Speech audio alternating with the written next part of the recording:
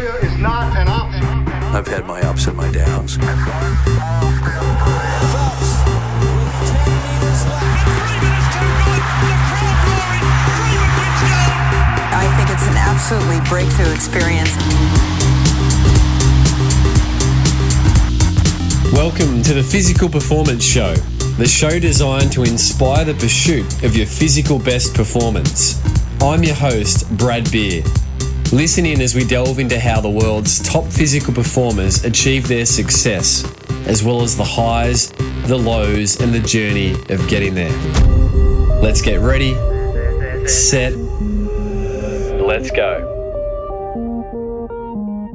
Welcome to episode 349 of the Physical Performance Show, brought to you by Polar's stunning new watch, the Polar Ignite 3. Find your rhythm. I'm Brad Beer, sports and exercise physiotherapist by trade and training, and founder of Pogo Physio. Each week, we'll bring you the latest and greatest information and inspiration designed to help you perform at your physical best. Of course, we do this across a range of different episodes: interest editions, expert editions, coaches' corners, learnings catch-up episodes, and featured performers. And this week, we are rewiring one of our classic expert editions, featuring Professor Shona Halson, world-acclaimed expert, senior exercise physiologist and researcher, exploring athletic recovery for optimal performance. This episode was first released at the end of 2019 and has been one of the most downloaded episodes to date. Personally, I've listened to it numerous times, with fresh learnings each time that I've tuned in. Shona is world-acclaimed for her work in the area of athletic recovery, in particular her expertise around sleep recovery, overtraining, and jet lag. Shona serves as a professor of the Australian Catholic University's School of Behavioural and Health Sciences on the Sunshine Coast, and formerly Shona was the Head Recovery Physiologist at the Australian Institute of Sport from 2002 to 2018, having been part of 3 Olympic campaigns with the Australian Olympic Committee. Professor Halson was named as one of Exercise and Sports Sciences Australia's 3 female leaders in exercise and sports science on International Women's Day in 2019. Shona has over 130 peer-reviewed articles and multiple book chapters to her professional name, and consults to the Australian Open Tennis Tournament, Nike, as part of the Nike Performance Council, alongside being a trusted advisor to countless elite teams and athletes both in Australia and internationally. Now, if you enjoy today's expert edition, Rewired, then you can also find a wonderful live stream event we hosted with Shona, available over at physicalperformanceshow.com/events, which was titled Recovery Essentials for Optimal Performance. You can gain access on demand to that live stream, including PDF copies of the notes and unlimited access to the material. You can jump over once again to physicalperformanceshow.com/events. For now, get your pen and paper ready for the learnings from Professor Shona Halson, Recovery Essentials for Optimal Performance.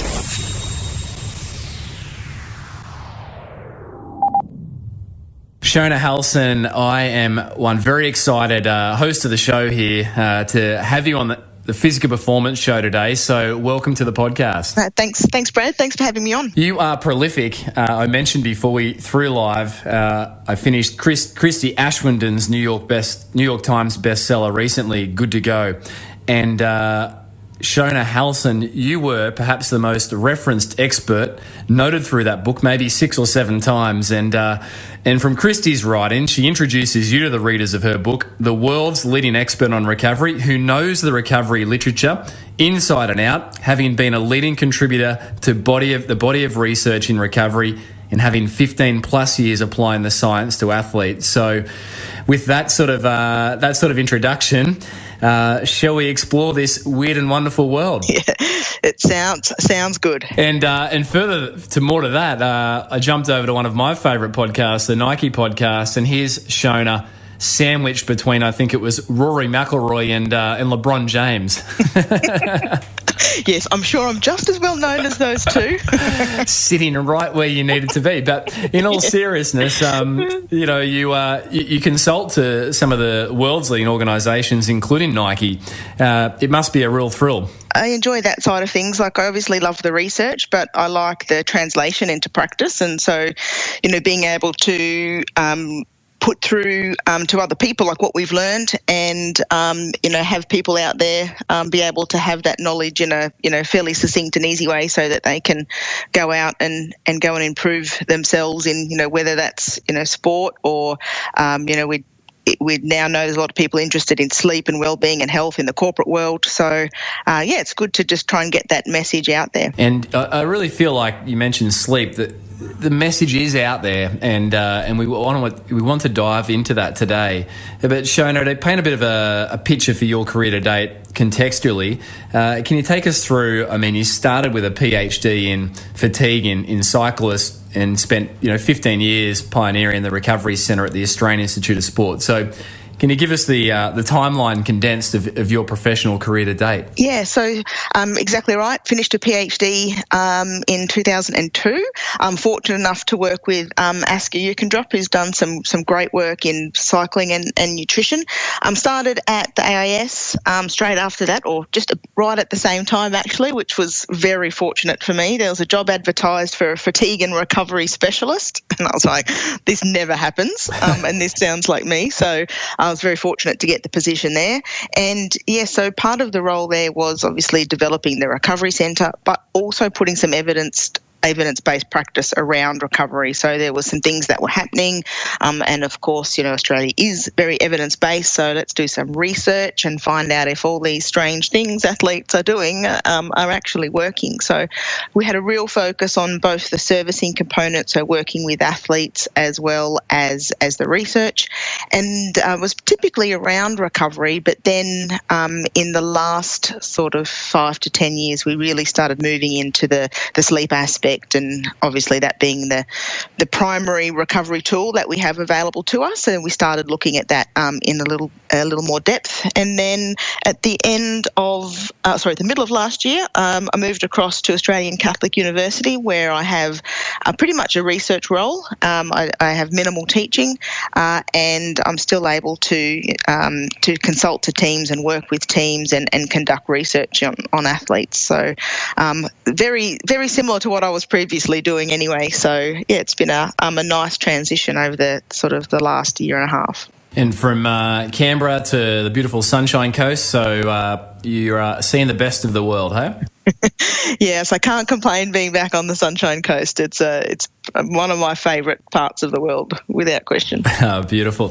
Shona, you recovery, you've spent your working, professional, research and, clinical, if you like, life around this. It seems like such an obvious, answer you're going to give, but I'm so interested to ask this. Recovery, what is it and why does it matter for athletes? Yeah, it sounds like a simple question, and it should be, but I think because recovery is so multifaceted that it's hard to give a really simple answer. But the one that I usually use is it's about restoring the athlete physically as well as psychologically to be able to train or compete again at the level that's required.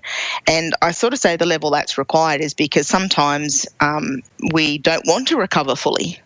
There are times when obviously we do, and we're in a competition setting and around certain training sessions, but there may be times that we don't want to recover fully. So I talk about physical and psychological recovery for what is actually required. But when you think of sport and training, think of a disturbance in homeostasis. So another simple way is returning the body back to homeostasis or back to balance. Restoring the athlete physically as well as psychologically to be able to train or compete at the required level. And then you mentioned that there's times when you may not want an athlete to get back to that, to be at a different level or to fully recover. Is that sort of concept which I know you've been, looking at and playing with, probably the wrong phrase, but of periodized recovery? Mm-hmm. Yes, exactly. And it's a real hot topic at the moment. It's probably the biggest area of interest in recovery, and that's,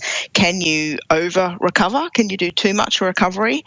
And so like we periodise training now, we think about, and we periodise nutrition, we think about periodising recovery. And so if you look at training program for a year for one sport is obviously very different to another. So what we know around and what we think we should do around periodisation, there's really no hard and fast rules of this is what you should do, this is what you shouldn't do. It's about understanding the sport, where optimal performance is required, and where you might take out a little bit of recovery to really drive the adaptation process. Because there's sort of two schools of thinking.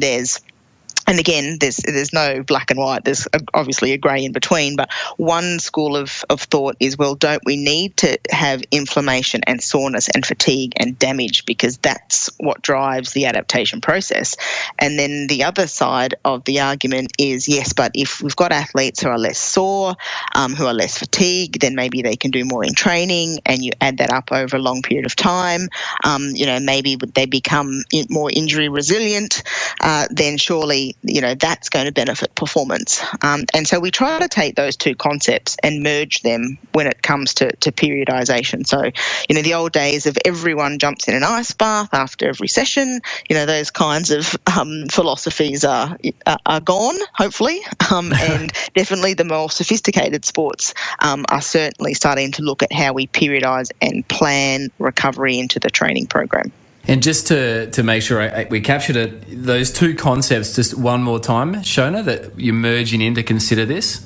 Yeah, so one side is that soreness and damage and fatigue and inflammation are all important to adapting long-term to training. So why would we want to dampen that or blunt that with recovery? And then the other side is, but if we're a bit less sore and we're a bit less tired, maybe we can get more quality and quantity in our training. Maybe we're less prone to injury, and maybe we get sick less. So therefore, we're training more at a higher quality.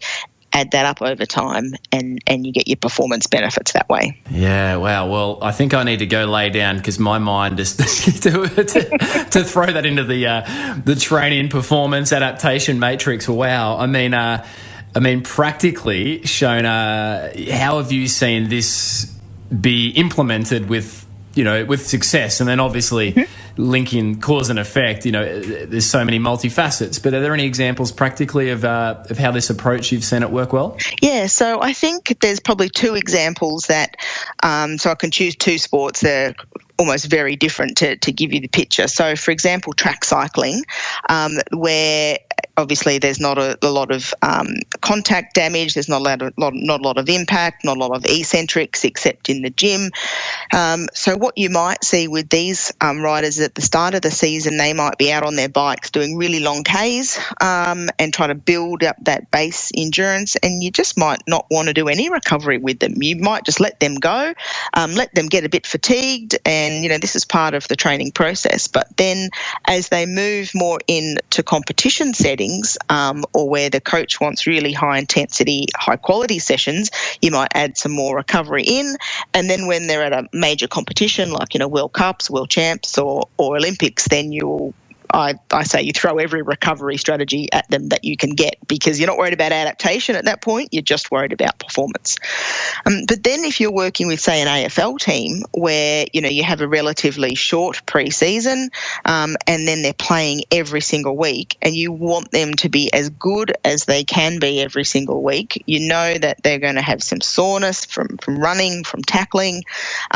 In that instance, your competition setting is a lot longer. And so your ability to use recovery in there is greater, because you really want them to be as good as they can. You're really not thinking about adaptation during the season. You're just trying to get them through as good as they can. So this whole concept of, maybe we should stop doing recovery because we're going to decrease our adaptation, I think we need to think a bit more strategically about when it's put in to the training program. And then there are opportunities with some sports to take potentially some recovery away. So think strategically about it, and it's contextual. You gave some great examples, track cycling, AFL, to the weekend warrior, if you like, Shona, or perhaps the recreationally competitive athlete.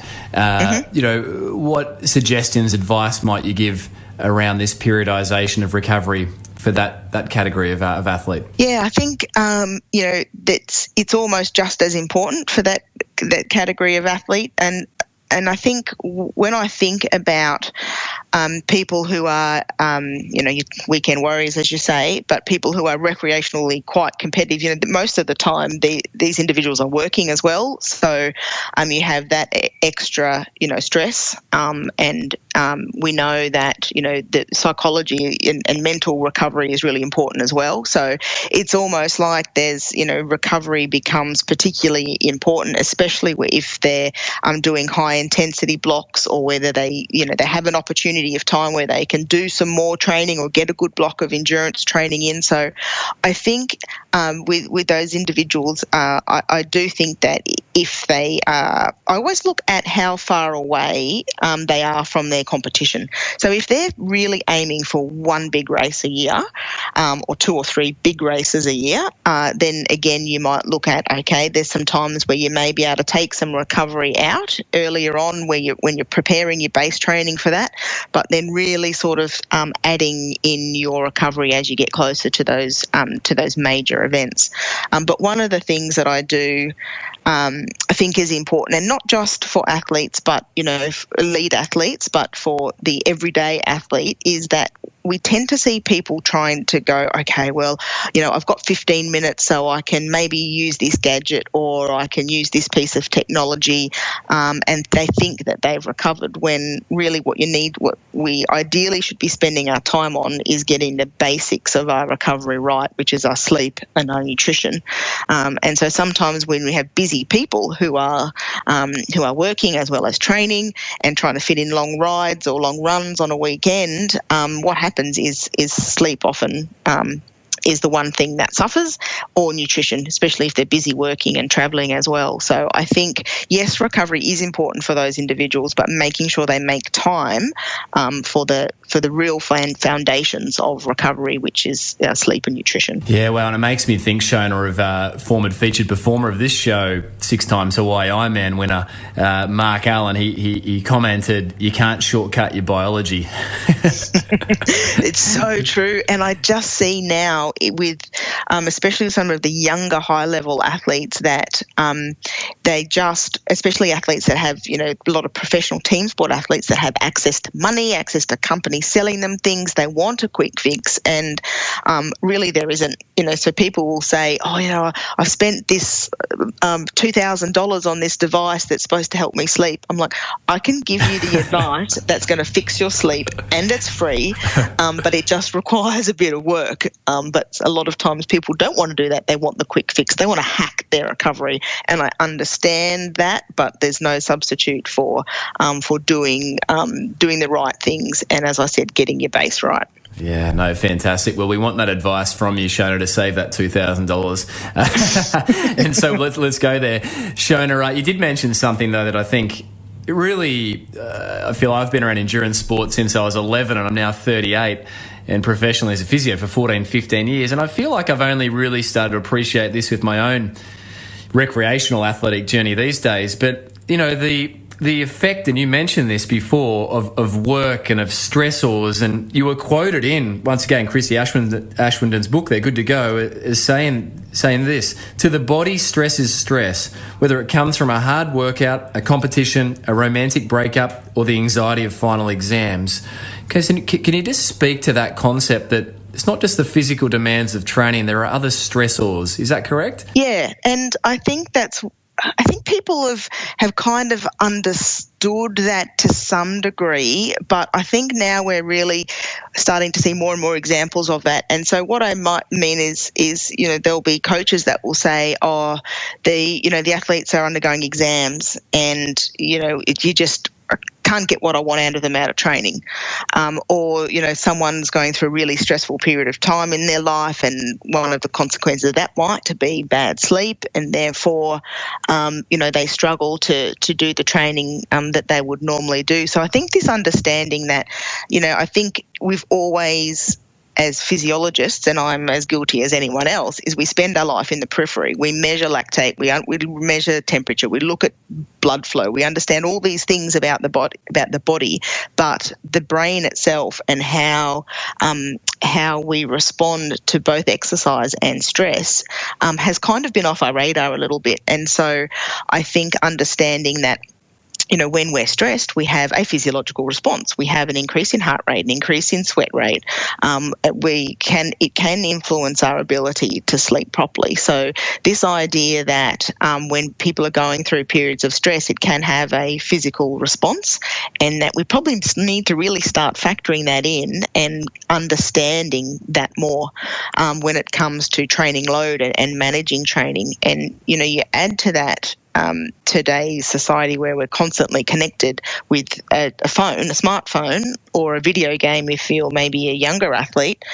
We've just got this constant stimulation, and so having some time where our brain is not totally stimulated can be really good. So I think just understanding that psychological stress can have a physiological response, and we may need to be a little bit cautious about our training loads if there are some manifestations of that stress. We know cortisol rises. We know that there's a range of physiological and hormonal things that happen when you're stressed, and that can have a physical response. And so, if you are identifying a period of your life where there are those stressors that aren't directly physical but having these physiological effects, then I guess what the takeaway, Shona, is to just give yourself some grace and space that you may not be hitting it out of the park in training, and proceed as per how you feel, and communicate with any coaches you may be working with. Is there anything you'd add to that? Yeah, I think that's really important, and I probably say this all the time, is about listening to your own body and your own responses. And if you do a very similar session every Wednesday, and all of a sudden you're just feeling really ordinary, and it's actually okay. People have not great sessions, regularly. Doesn't mean you're going to have a bad performance down the track. But if you're constantly having if you're constantly feeling, for a period of time where you don't feel like you're responding like you should with your training, and backing off is not just okay, but probably what you actually need to be doing. And that sometimes the body's, it's like people get injured sometimes when they're, they do a big block of training and, you're running, and all of a sudden you get an injury. And it's almost like the body's way of saying, come on, you need to, maybe be a little bit smarter about how you're doing things. And I think that's the case with, your poor quality sessions. It's a little, maybe just start to listen to your body a little bit and say, well, it's not only okay to take a day off here or there, but it's actually probably good for your overall adaptation, because most people, when they get into an overtraining state, it's usually about not recovering enough and not backing off when they need to. Yeah, and that's a great segue into looking at what the outcomes can be when recovery isn't optimised. And, so the takeaway I've got there is back off when you need to. Don't beat yourself up. Don't make that fatalistic flaw, perhaps not fatalistic, but that flaw of pushing harder.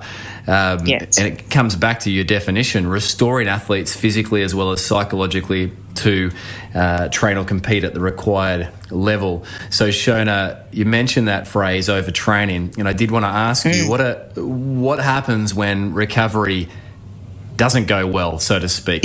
Yeah, and I think one of the things that we see, and overtraining is, I guess, a popular word. I think my time at the Institute probably came across 3 or 4 athletes who you would consider as overtrained. So that's not many.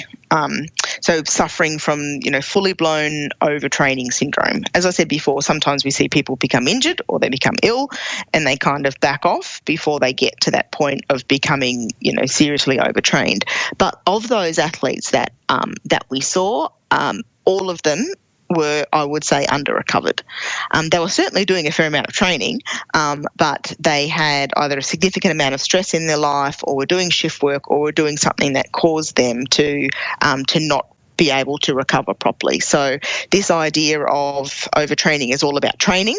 That it may be the case for some people, but typically I think it's really around people's ability to recover from what they normally do. Is diminished. The takeaway there is, I guess, it's not just about training more, it can be about neglecting the recovery.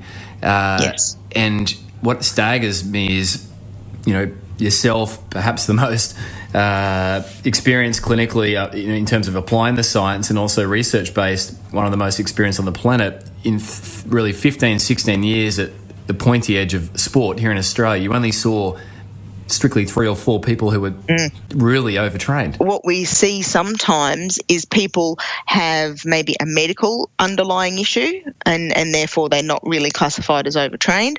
I think we're getting better at managing loads and understanding when to back off, and that sort of let's just do crazy volume and crazy high intensities is kind of changing a little bit, and we're getting better at recovery. So we're getting better at introducing those things as a whole. So I think when we talk about overtraining syndrome, we're really talking about, this really persistent decrease in performance and increase in mood that's not really accompanied by anything medical. So I think a lot of the times what we see is, it's a post-viral syndrome, or there's actually something medical going on, and people sort of say, I'm overtrained. I'm like, well, by definition, you're not.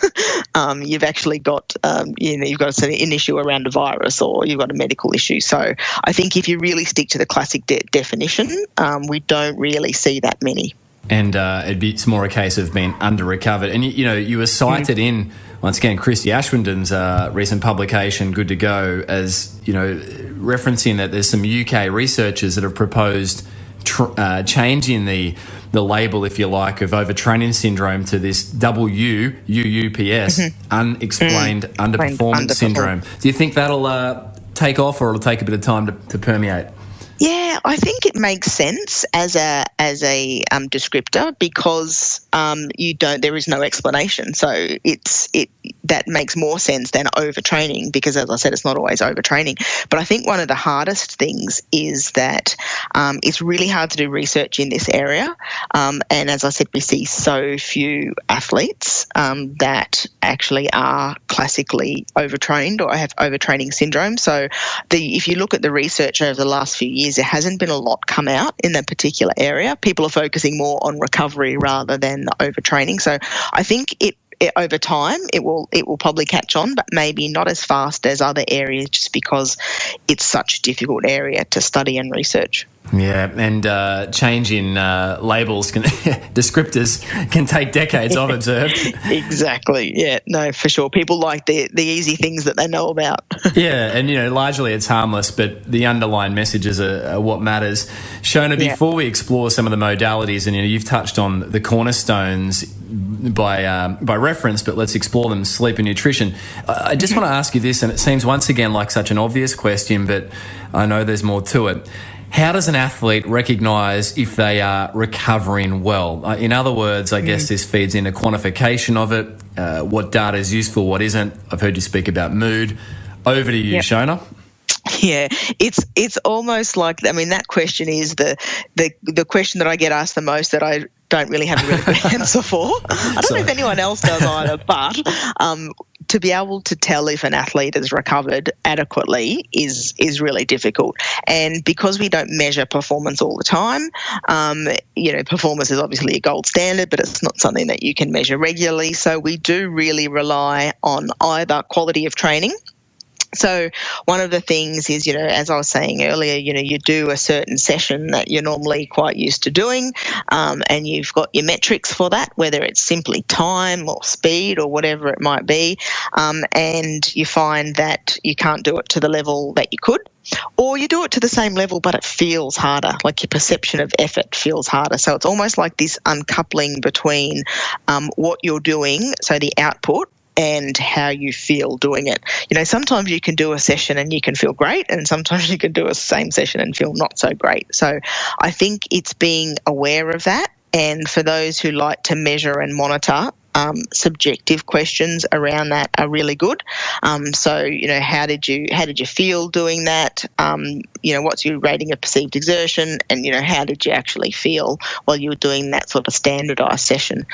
The other thing is that a lot of athletes will do is just ask simple questions around how sore you are, how fatigued you are, how well you slept, what's your mood like, what's your motivation like. Just a couple of really simple key questions that once you track over time, you can kind of get a bit of an idea of how you respond to different phases of training. And it's also knowing that fatigue is not a bad thing, and we don't need to be fully recovered all the time.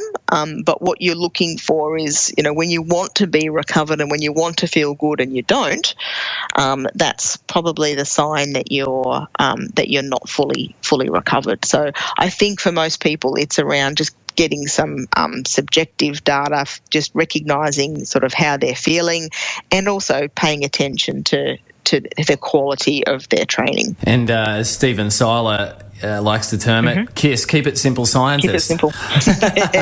No, it's so true. And I mean, you look now, there's some, team sports who've got, data scientists and data analysts, and, they're collecting so much data. And if you've got the people that can interpret that data, feed it back to the coach and the staff in a really simple way that they get, all well and good. But I think there's a lot of people that just collect data for data's sake and either can't interpret it, don't interpret it, and then it's like, well, we're all just you're wasting people's time if you're just collecting and not doing anything with it. Yeah, it's that McNamara fallacy. Not everything that's measured is important, right?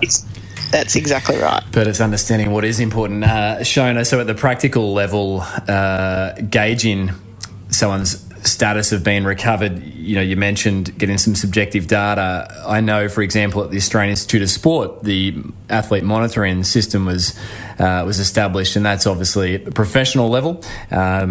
Is it okay for amateur athletes just to subjectively gather their data by self-reflection and asking themselves the questions? Yeah, I think that's actually when you don't have someone else who's looking over your data. So, obviously at AIS you've got the staff around them that want those numbers to be able to interpret and feed back. But if you're just, if you don't have a team of people around you, I think just paying attention, and whether you write that down in a diary or whether you just have it in your own head, I think that's a really important skill to have and to learn to do if it's not something that you currently do. And, we often talk about that around sleep as well, is that just getting people to pay, so I did this, that, before sleep, and this is how I feel this morning, rather than just going on blindly and then not really putting the pieces together. So I think having people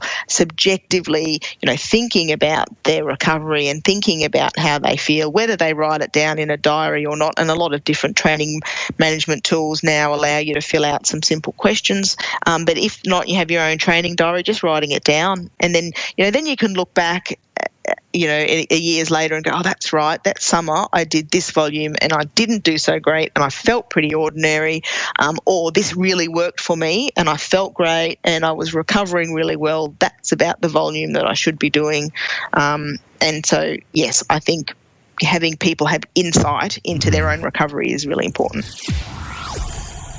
You're listening to Dr. Shona Halson on this Expert Edition Rewired.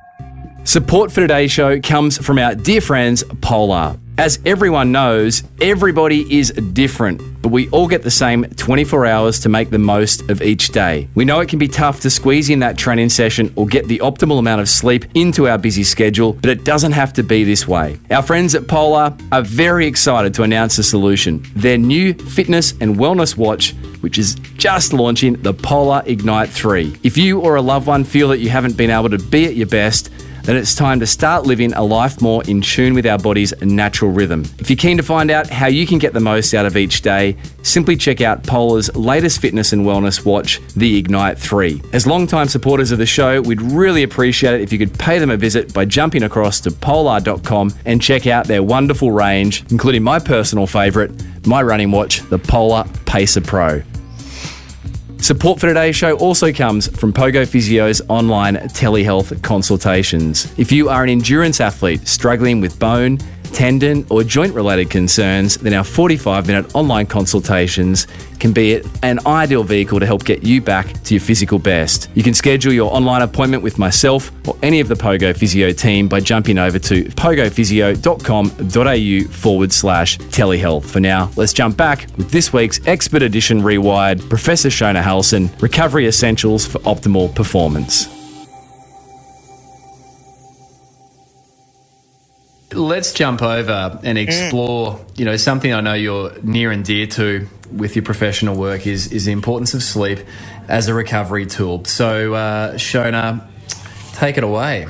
Yeah, look, I think, and I could bore your listeners for hours on how important sleep is. I just hope now that the message is out there that this is, the best thing that you can do for yourself psychologically, physically, even outside of sport now. We're seeing the relationship between mental health and sleep, relationship with cognitive performance, relationships to cardiovascular health, diabetes, you name it. And when you think about it, almost all biology runs on a circadian clock. So even our immune cells are influenced by our body clock. So every time we go out and think, well, we can skimp on sleep, there's a consequence, because there are things that are supposed to happen when you're awake and there are things that are supposed to happen when you're asleep. And when we start cutting out that time that we're spending sleeping, there's ramifications. And the research now, as I said, in a range of different areas is really starting to show this is something that is really important. And Thomas Edison, good bloke, invented the light bulb, but pretty smart fella, but actually has done not great things for our ability to sleep, because now we can do shift work, because we can work at night. We can also stay up late because we have lights, we have smartphones now, we have all kinds of things that get in our way of sleep. And certainly in my experience with athletes, there are a small number of athletes who have a medical sleep disorder. So they have sleep apnea, or they have restless legs, or they have something medical. But I would say the majority of people just do strange behaviours and do things that impair their sleep. So I really look at it in terms of, yes, okay, one, sleep is important. How do we get athletes to or people to get better sleep? And I think there's a couple of things to consider. I talk about it, us versus them. So the them is, okay, the athletes might have too much caffeine, they might be on their phones late, social media, video games, whatever it might be. They might just not be prioritising sleep. And then there's the us. There's the things that we do, early morning training sessions. Whose idea was that? That's not a great way. We know that people who have early morning training sessions are the worst sleepers. So we still have sports that want to train at 5:30, 6 o'clock in the morning. We know that people, and for some people who have to work, that's your only option, right? But for a lot of other sports, that's absolutely not necessary. We might have to travel, and instead of flying the night before and getting a good night's sleep when you arrive, we get someone up really early to get the first flight out. So there's things that we do around scheduling that can be problematic, and then there's things that athletes do behaviourally that can be problematic. So, but I think the biggest challenge around sleep is people know what they should do. It's how do we change behaviours to get them to do what they know they should. Yeah, and it's such a as you say, a conversation point, and so much in it. Shona, you simply said, and I think it was so beautiful and simple, things are supposed to happen when we're awake and things are supposed to happen when we're asleep. Practically, what are some of those things that are meant to happen when we're asleep? Yeah, so basically it's a time of physical and mental restoration. So if you look at from a physical side of things, there's, when I'm talking to especially to to football players, you talk about the growth hormone release that happens during sleep. We talk about testosterone. There's hormones that are there to help repair the muscle. So all these things that people would like to take that are illegal, the body's doing it during sleep. And so there's this physical restoration, so repair of the muscle. But the sleep is also really, really important for the brain, and that's where we know quite a bit about. So there's quite a bit of evidence now about sleep is really important for the brain in terms of memory and learning and reinforcing things you've learned and long-term memory and all those kinds of things. And when you are sleep deprived, that's when you see particularly changes early on with things around brain and cognitive function. So reaction time goes, cognitive function, your ability to think fast, make good decisions, those kinds of things are typically affected. So it is both from a physical side of things with repair, regeneration, fixing the immune system, and then it's also around the brain. So one of the theories is around, it's essentially a bit of a brain dump. So what happens is when you sleep, the information that you don't need, you get rid of. The information that is important, you store you begin to start to store the process as long-term memory, and that frees up more space to be able to put more information in there the next day. And so that's probably one of the theories that's gaining the most attention as to why sleep is really so important for the brain. But yes, both physical and psychological and mental recovery is really influenced by sleep. And there's those two domains once again that fitted into the definition you gave of recovery, restoring the physical and psychological or mental side of an athlete to be ready for the required task or work. Shona, bone health, I know at your time at the Australian Institute of Sport, I believe you were involved with some research there around the links to bone health for athletes. I'm a sports physio dealing with endurance athletes, so pretty much you can imagine my caseload's typically bone injuries and tendon injuries. Myself, I was surprised at 36 to discover low bone density. There's a genetic component, I'm sure, but also I reflect on fairly long days clinically in a room and training early, often in the dark, and and cutting sleep short. What links are there to bone health and sleep? Yeah, so at the moment, it's one of those things, it's one of those areas that you can see physiologically the relationship. And I don't need to tell you this, but, bones constantly remodeling and there's, hormonal factors in that. And again, when you look at sleep and how important it is around hormones and hormonal release, you can understand, and there's a small amount of research to suggest that poor sleep may increase your risk of stress fractures and or decrease your ability to recover from that. So it is really sort of new, and there's not a lot of good science yet to really give that link, but you can kind of understand based on the physiology. So it's like sleep is important for muscle, it's probably obviously important for bone and important for soft tissues and a whole lot of other areas that we just quite haven't got to yet in terms of the research. But I would not surprise me when if you're injured athletes, as probably don't sleep so well because they've got soreness and potentially stress as well. No one likes to be injured, and then this is the time that you really want them to be sleeping, because you want them to use that sleep as a period of repair, not just for the muscles but for the bones, other soft tissue, etc. Shona, one of the things I find fascinating is this paradox that I've heard you mention, and it's reflected in, once again, Good to Go, but it's this notion that fatigue doesn't always equal sleepiness.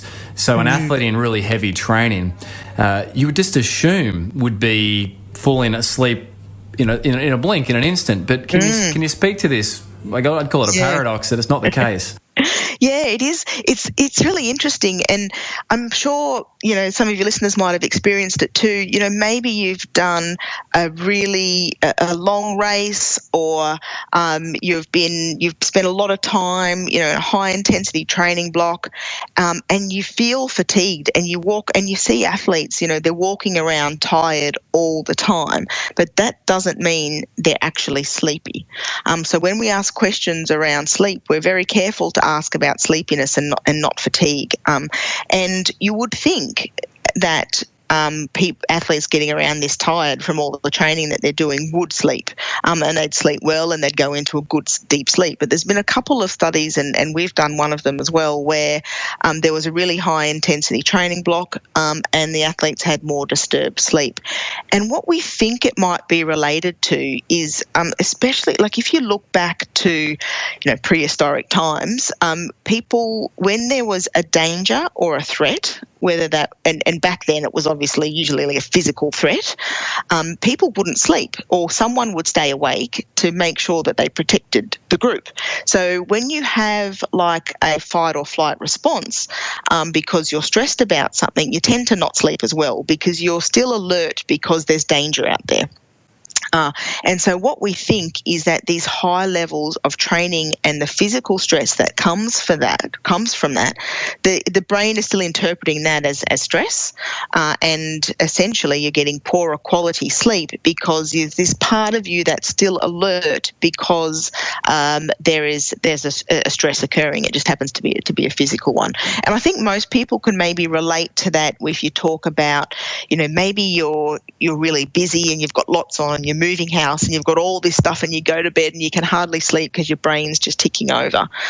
So that's one way of demonstrating that this psychological stress can impede sleep. But we do tend to see this idea of big training blocks instead of being something that results in good sleep might be disturbing sleep for some people because it's just another form of stress. Yeah, okay. So that kind of makes sense. That high level training can be that stressor and that fight or flight.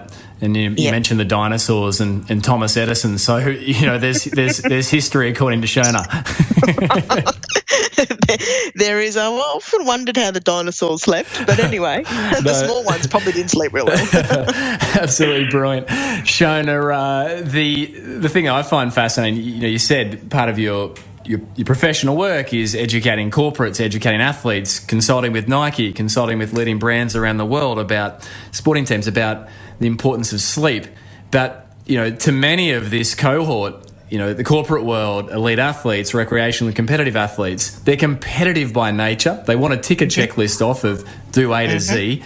And yet, one of the things, a prior featured expert on the show shared around sleep physician Dr. David Cunnington was, not instilling anxiety about, a checklist for sleep. So how do you weigh up that balance of not creating anxiety in often already, achieving type personalities? Yeah, and that is such a great, insightful question because I think when a lot of people go in to educate people around sleep, they just give the one side of the story, which is how important it is and all these things that you need to do. When if you look at really good sleepers, they do nothing because they don't have to, right? So the couple of things that I try to do, especially when I'm talking to athletes, is to reassure them that 1 or 2 or even 3 sort of poor nights sleep, it's not going to destroy your physiology. You've trained 20 years, 3 nights is you're not going to decrease your VO2 max and ruin your heart rate. So a couple of bad nights is not the end of the world. Normally, what the body will do will that next night go into a really good, solid, deep sleep to get over it.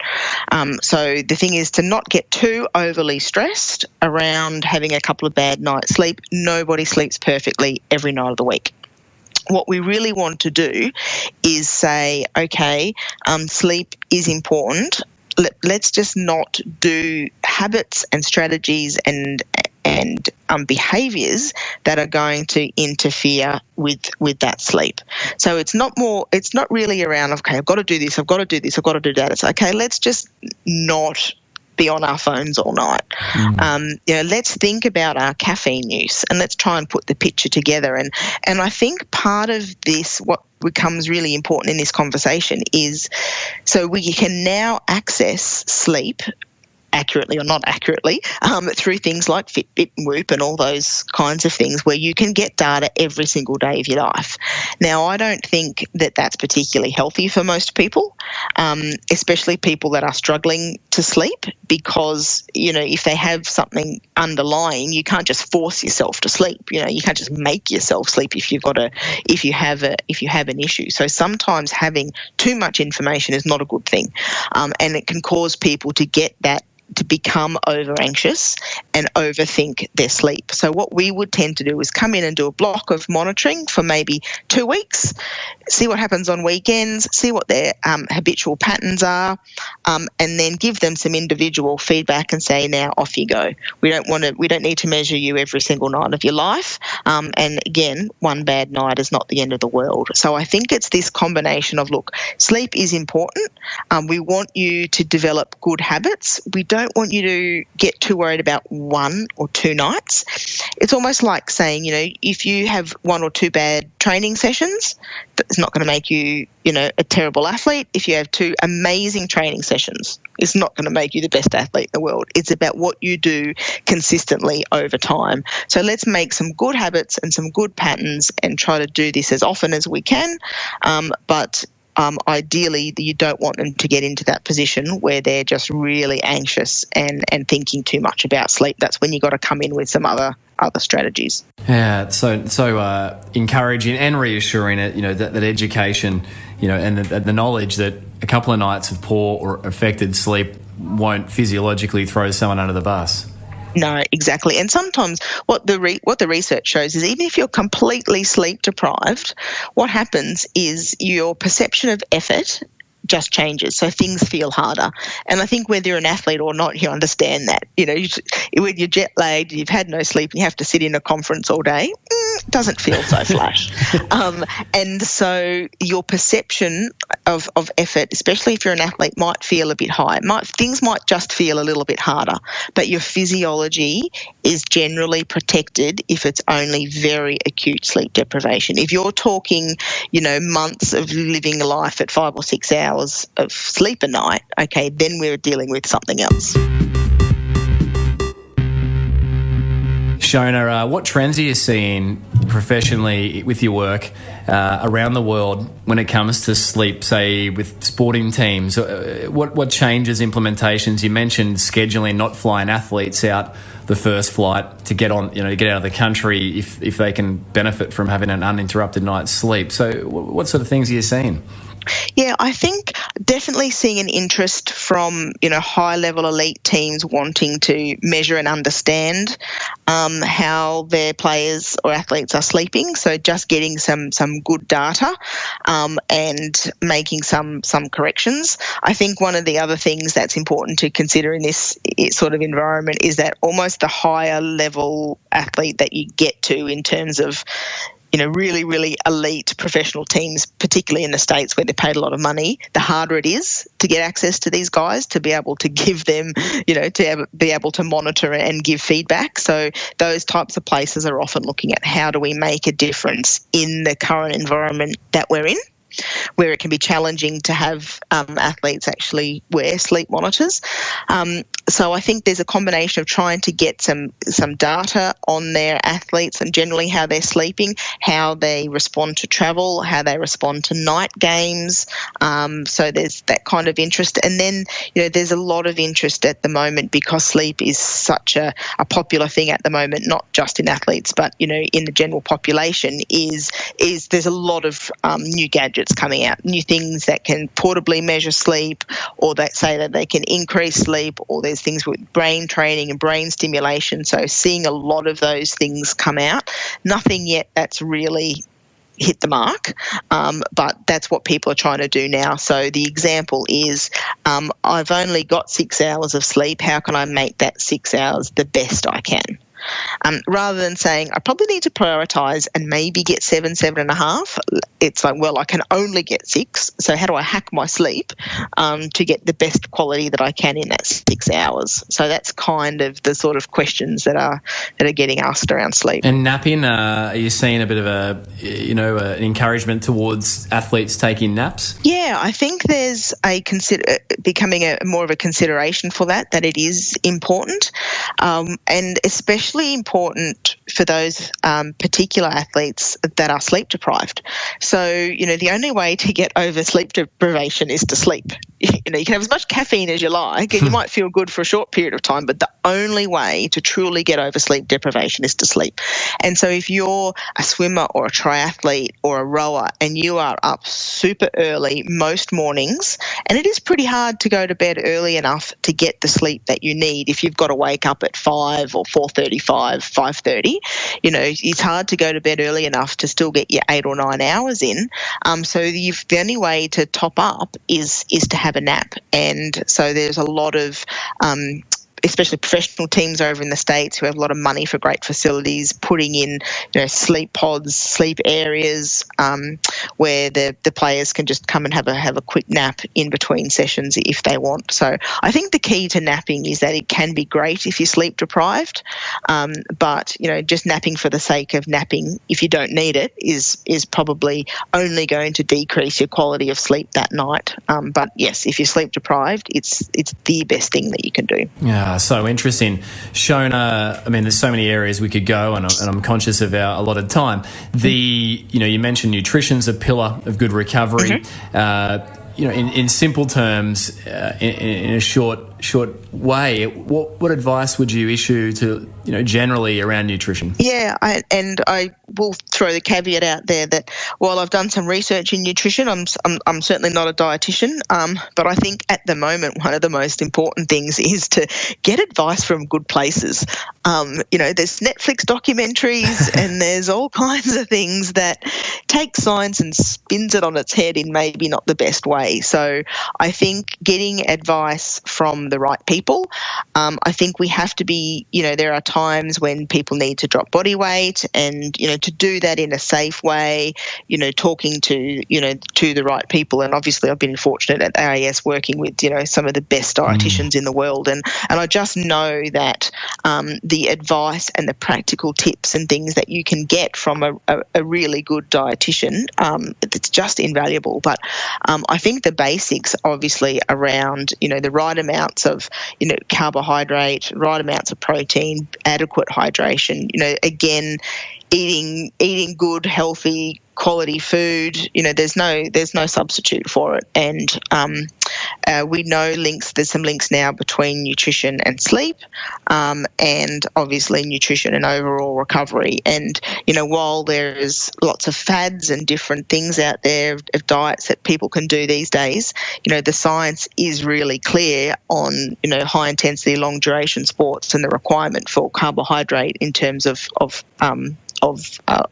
adequate muscle recovery and glycogen restoration. So, but again, there may be times, and the AIS and, Louise Burke, the queen of sports dietitian, who's done some brilliant studies around periodising nutrition. And, she's very pragmatic and understands that there are times when you may want to have a lower energy intake for whatever reason, and you may want to have a low carbohydrate intake for whatever reason, but that goes around your training.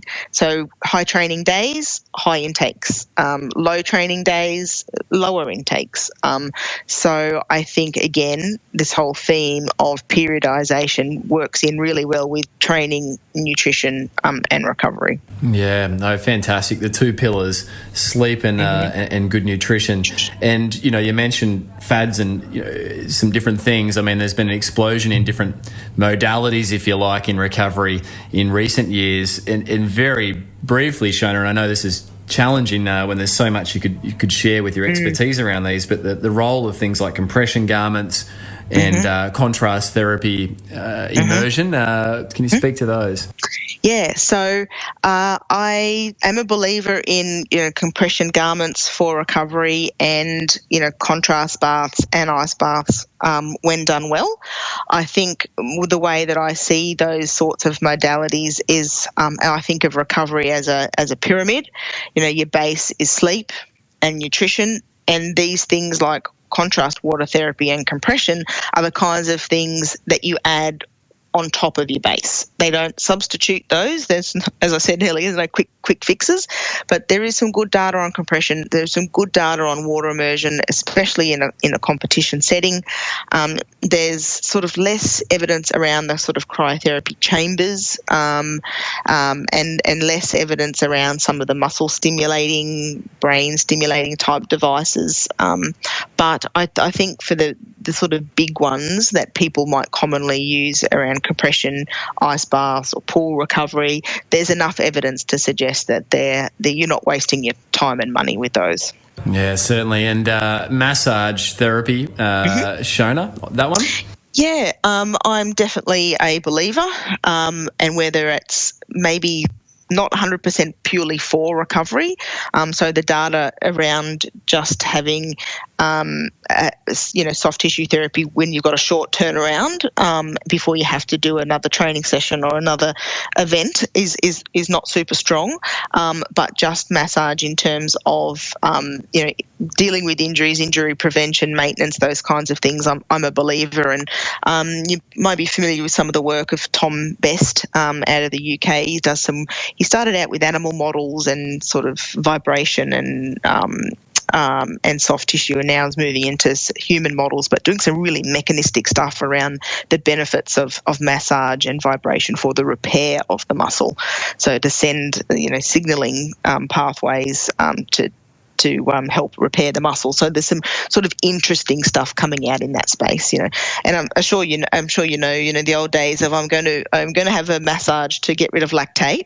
If you're going to get rid of lactate, active recovery is where it's at. Massage is probably not what you need to be doing, but I do believe in the right for the right things that massage soft tissue is a really important part of the training program. And done well, not on a device or a smartphone whilst getting the treatment, can really be that permission given time for an athlete of any level just to switch off, right? Just switch off 100%. So another thing that's quite popular or getting popular now is flotation tanks, where essentially salt tank, sleep, sensory deprivation.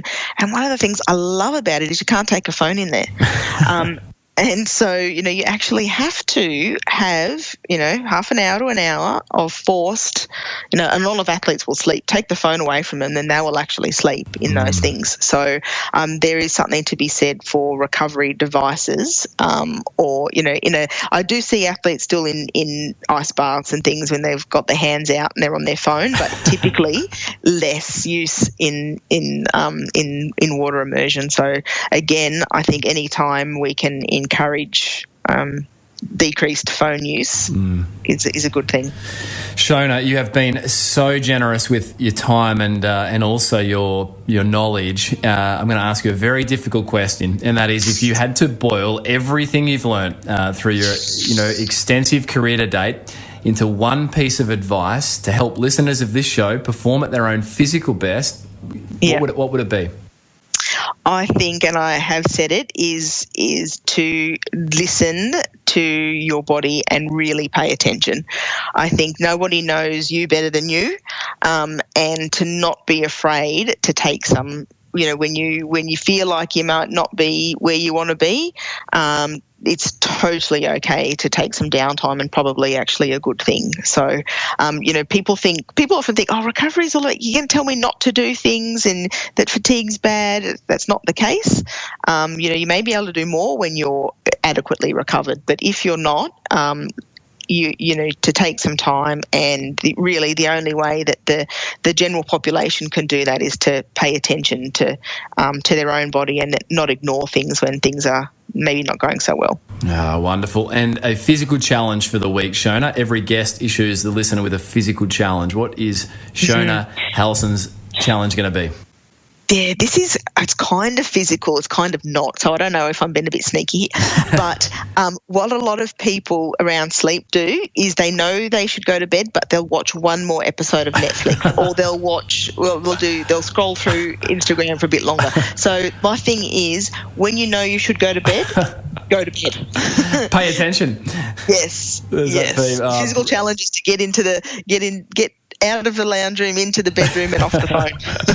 Which sounds so simple, doesn't it, Shona? But there's the challenge. Absolutely brilliant. So appreciate all you do and who you are. And to find out more about what you're up to, where can listeners head? So probably Twitter is probably where I keep most up to date. Don't really do the other social medias. So just Shona Halson on Twitter. So always sort of sharing the students' work and what they're doing. And then of course Australian Catholic University have a website with some basic details on there. But Twitter's probably where keep most up to date. Yeah, brilliant. And Shona, thank you once again. Thanks, Brad. Thanks for the good questions.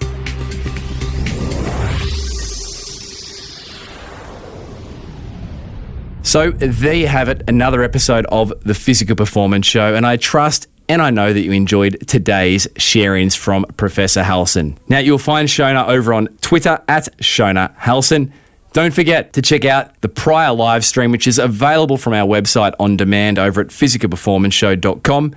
It was a wonderful live stream attended by people worldwide in the sports and exercise fields. In our archives, you'll also find former episodes from Professor Halson. She has been our much-loved recovery expert on the show.